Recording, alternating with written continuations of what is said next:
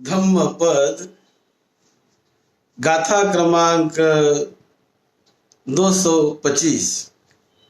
आज 14 अक्टूबर 2020। ये धम्मपद की गाथा तथागत भगवान बुद्ध ने साकेत के अंजन वन में ये गाथा साधना हेतु जब विराज रहे थे, तब भिक्षुओं के प्रश्न पूछने पर ये गाथा तथागत बुद्ध ने कही है। अहिंसकाये मुनयो निच्चं कायेन संवुता ये यन्ति अच्युतं ठानं यथ गन्त्वा न सोचरे। ये बड़ी अच्छी धम्मपद की गाथा तथागत बुद्ध ने एक बड़े अच्छे प्रसंग पर साकेत नगरी में कही थी। साकेत नगरी में एक बार तथागत भगवान बुद्ध भिक्षा हेतु शहर में प्रवेश कर गए और वहां वो एक घर से दूसरे घर इस प्रकार वो भिक्षा हेतु जा रहे थे। उतने में एक वृद्ध ब्राह्मण बुद्ध को देखकर एकदम बुद्ध के चरणों पर गिर पड़ा और बुद्ध के दोनों पैर के टखनों उन्होंने दोनों पैर बड़े दृढ़ता से उस वृद्ध ब्राह्मण ने पकड़ लिए और पैर पकड़कर वो बड़े भावुक होकर कहने लगे, वृद्ध ब्राह्मण, पुत्र वृद्धा अवस्था में पहुंचे, माता पिता की सेवा करनी चाहिए। पुत्र आप बहुत लंबे समय के बाद मुझे दिखाई दे रहे हो।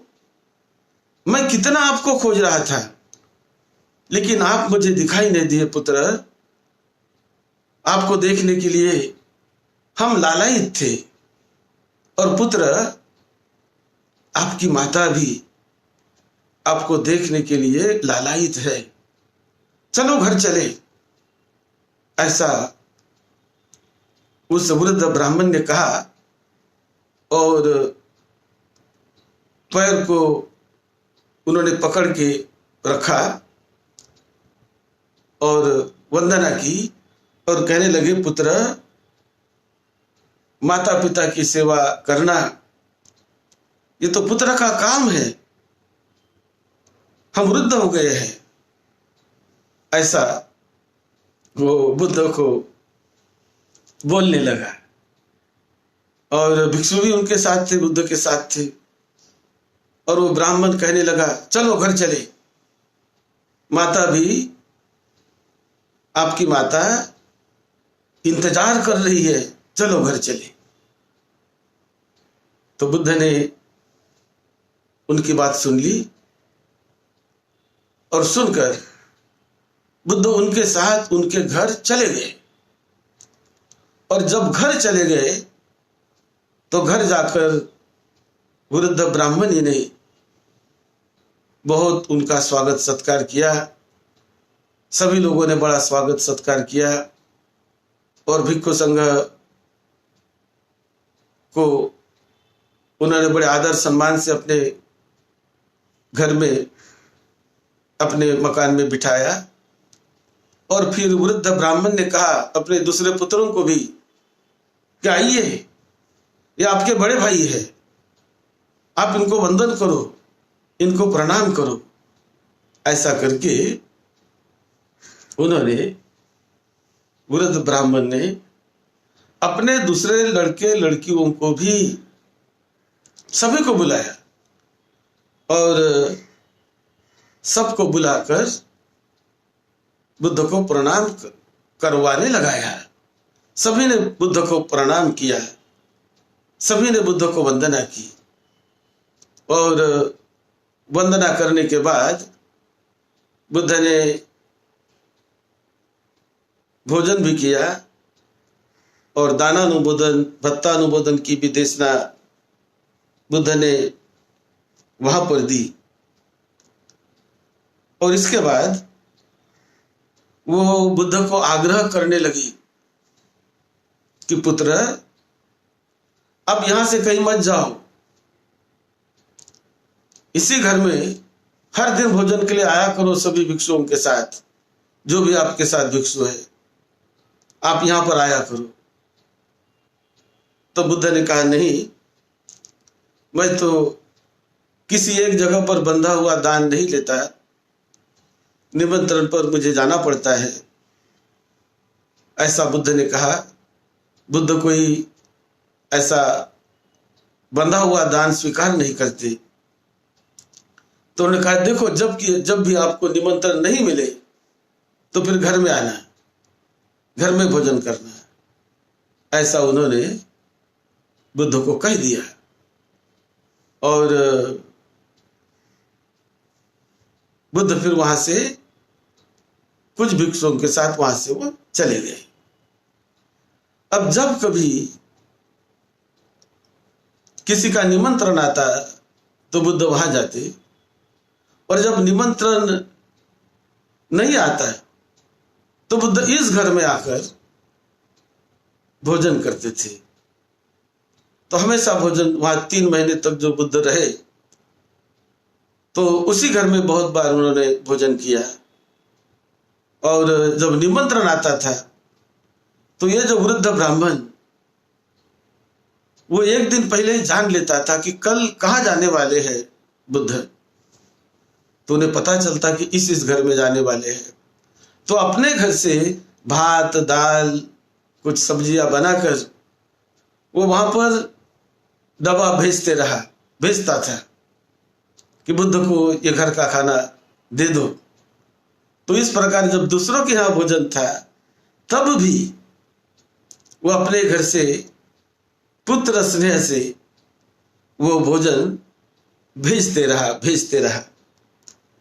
अब ये प्रक्रिया सब भिक्षु संघ ने देख ली और भिक्षु संघ आपस में चर्चा करने लगे कि बुद्ध को ये वृद्ध ब्राह्मण पुत्र कहता है, ब्राह्मणी उसको पुत्र कहती है, और बुद्ध शांत है, बुद्ध एकदम शांत है। हम तो जानते हैं कि बुद्ध के पिता कौन है। बुद्ध के पिता राजा शुद्धोधन है, वो राजा शुद्धोधन के वो बेटे हैं, ये हम जानते हैं। इसी प्रकार बुद्ध की माता तो माया देवी है, माया देवी ने बुद्ध को जन्म दिया, सिद्धार्थ गौतम को जन्म दिया, ये तो हम जानते हैं सभी। लेकिन ये वृद्ध ब्राह्मण ने ऐसा कहने के बाद बुद्ध क्यों शांत रहे?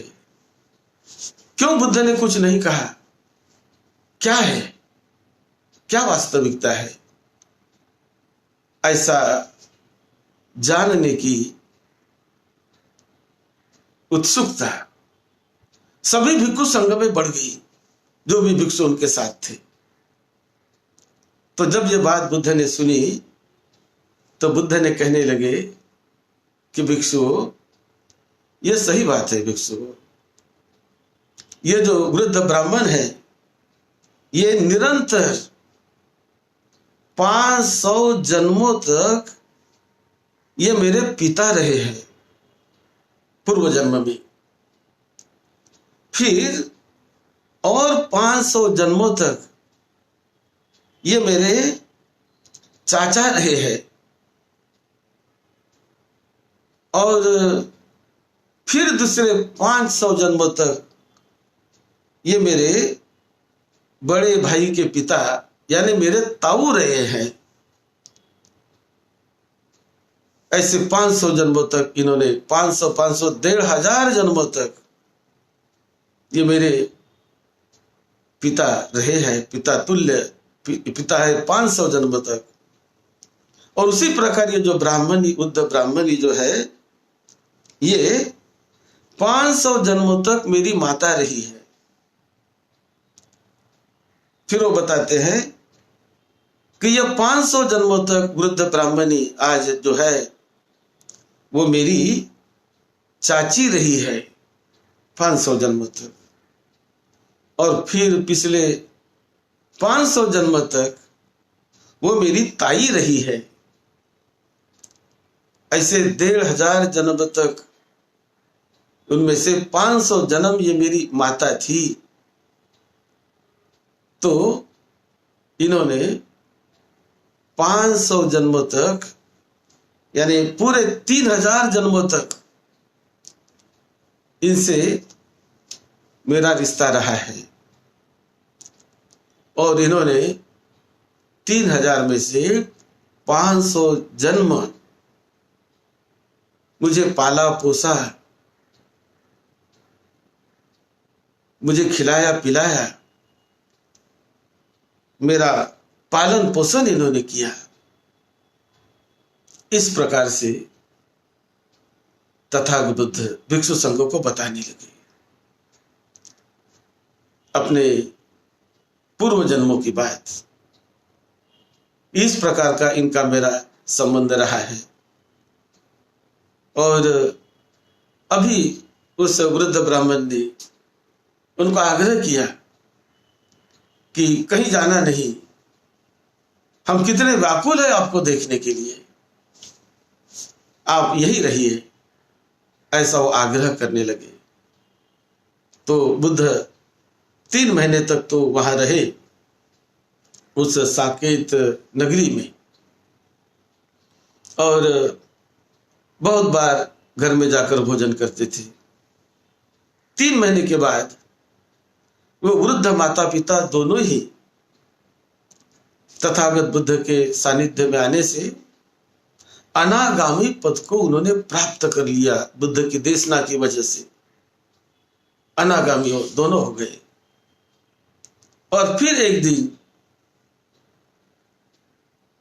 वो दोनों भी मृत्यु हो गई, दोनों की दोनों मर गए।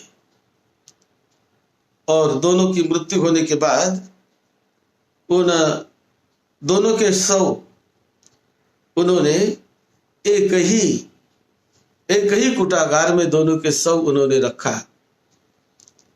और दोनों के शव को स्मशान में ले गए। स्मशान घाट में जब ले गए, बहुत सारी जनता भी साथ में थी, जनता भी बहुत प्रभावित थी। तो बुद्ध स्मशान घाट में उन शव यात्रा के साथ भी बुद्ध स्मशान घाट में गए। ये पहला वक्त था। और स्मशान घाट में जाकर वहां बुद्ध जब उन्हें अग्नि दी गई तो बुद्ध वहां पर अंत तक बैठे रहे। और उस समय तथागत बुद्ध ने ये गाथा कही कि जिस आदमी को देखते बराबर मन ठहर जाता है, मन में स्नेह निर्माण हो जाता है, इसी प्रकार आदमी को देखते बराबर, जिस व्यक्ति को देखते बराबर एक प्रेम जग जाता है, स्नेह निर्माण हो जाता है, उसी प्रकार जो आदमी यहां पर अति प्रेम करते हैं, बहुत भलाई करते हैं, बहुत कल्याण चाहने वाले होते हैं एक दूसरों का, तो ऐसे व्यक्ति जब लंबे समय के बाद मिलते हैं तो उनका स्नेह अपने आप उभर आता है। भिक्षुओं, उनका से स्नेह अपने आप उभर आता है। इस प्रकार वो स्नेह उभर आता है कि जिस प्रकार जिस प्रकार कमल, ये कमल का नाता जैसे पानी से है, वो कमल पानी में ही फलता है, पानी में ही उगता है, पानी में ही बड़ा होता है, पानी में ही मर जाता है।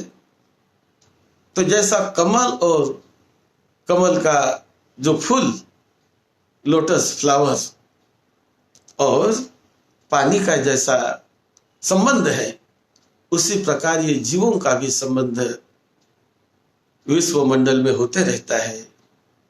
और ये बहुत बार स्नेह के साथ जन्म जन्म में कभी मिलते रहते हैं।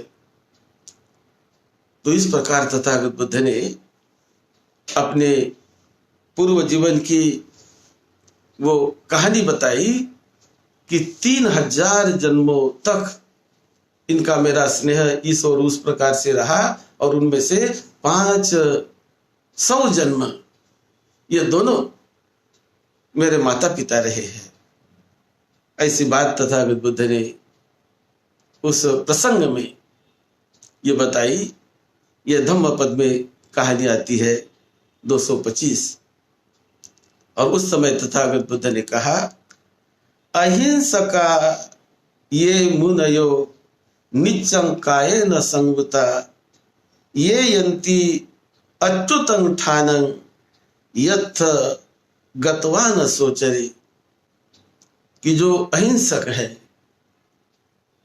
किसी की हिंसा नहीं करता, किसी की हत्या नहीं करता, और मुनि जैसा जीवन जीता है, एक सन्यासी जैसा जीवन जीता है, त्याग का जीवन जीता है, अपने इंद्रियों को जो संयत कर लेता है, अपने इंद्रियों पर जिनका संवर है, जो अपने इंद्रियों को अपने काबू में रखता है, और ऐसा व्यक्ति वो उच्च स्थान को पा लेता है। ये गाथा तब कही बुद्ध ने कि ये दोनों के मृत्यु के बाद भिक्षु संघ ने पूछा कि अब इनकी क्या गति हुई। तो बुद्ध कहते हैं वो तो अनागामी पहले हो चुके थे जब वो भोजन खिला रहे थे उस समय, लेकिन मृत्यु के बाद वो अरहत अवस्था में पहुंच गए थे, और अरहत करके उनकी मृत्यु हो गई। यानी जीवित अवस्था में नहीं तो लास्ट में वो पूरी तरह मुक्त हो गए और जीवन मरण के बंधन से वो छूट गए।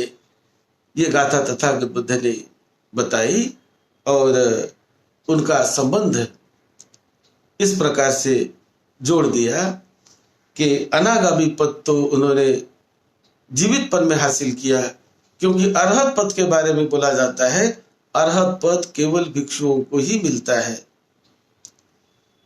उपासक अरहत पद को नहीं पाता, लेकिन जब अरहत पद पाने की उपासक की कभी अवस्था आ गई तो वो भिक्षु बन जाते हैं और अरहत बन के जीते हैं, और नहीं तो उनकी मृत्यु हो जाती है। तो इस प्रकार की बात यहाँ पर तथागत बुद्ध ने इस गाथा के साथ बताई है, जो साकेत में, ये साकेत नगरी में ये घटना बुद्ध के जीवन काल में घटित हुई। आप सबको निरोगत्व मिले, सबको लंबी उम्र मिले, सुख शांति मिले, आपके परिवार के सभी छोटे बड़ों को सुख शांति मिले, आप सभी की जीवन यात्रा बड़ी सुखदायी मंगल में चलती रहे। यही मंगल मैत्री के साथ सद्धर्म की सेवा में, आपकी सेवा में डॉक्टर भदंत राहुल बोधी महाथेरो, आप सबका मंगल हो, सबका मंगल।